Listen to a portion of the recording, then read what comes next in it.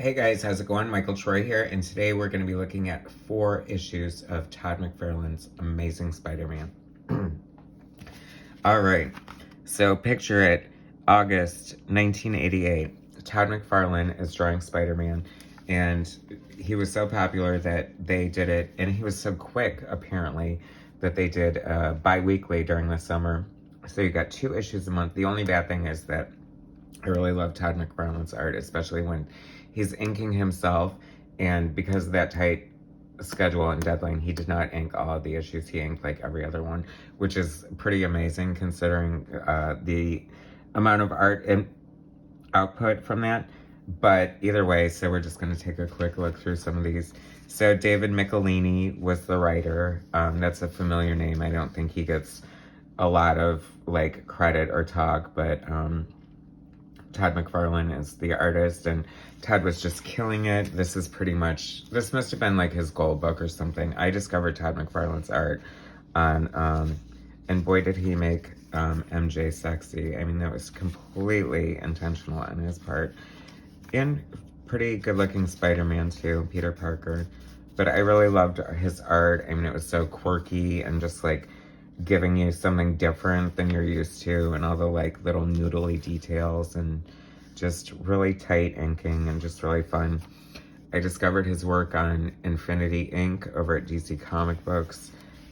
He really experimented so much and just really with unconventional panels, and just like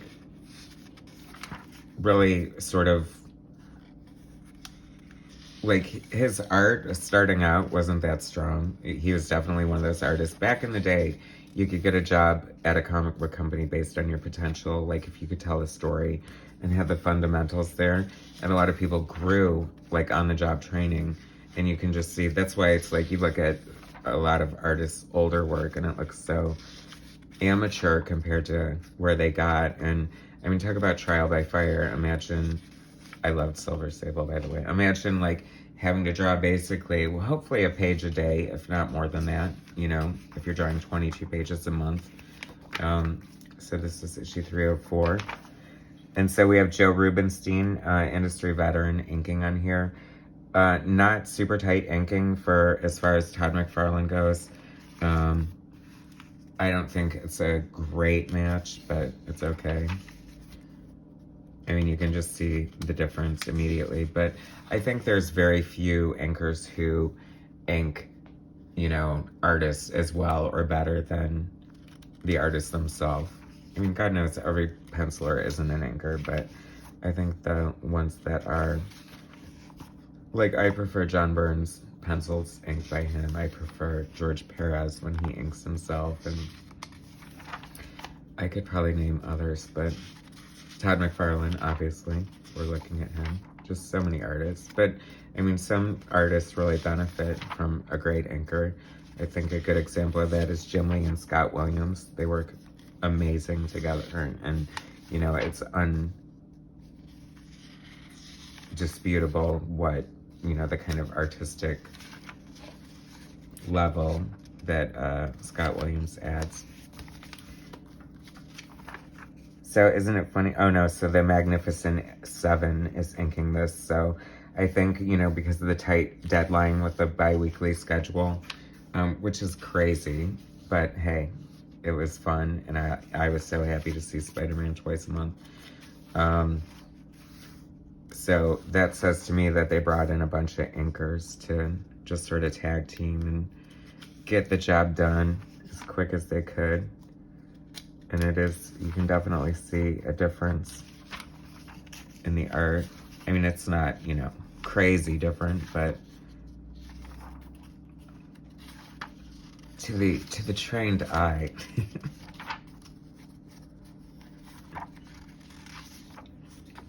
I don't know, that like who was that, the Prowler?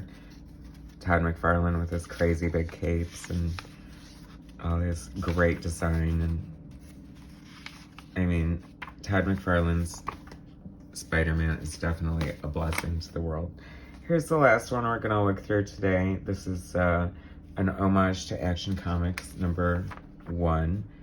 And oh good, we have Todd McFarlane back on pencils and inks. And just, you know, this has come up recently in some groups I'm in, that Todd McFarlane kind of gets credit for the noodly webbing, and he was not the first one to do it.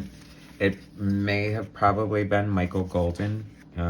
Art Adams definitely picked it up from Michael Golden, and Todd McFarlane perhaps from either one of those two. I don't know. But, you know, there's good things. I mean, it's a good thing because the noodly webbing is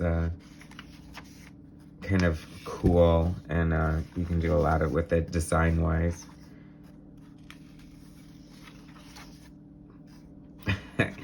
Todd McFarlane does draw some crazy, kooky-looking characters, doesn't he? I mean, it was kind of like a golden time. This is way before Image Comics and before the solo Spider-Man book, and he just really, I mean, knocked it out of the park as, like, I don't know. I don't know how Spider-Man was doing before he got on the book, but I don't know a person that wasn't excited about it at the time, so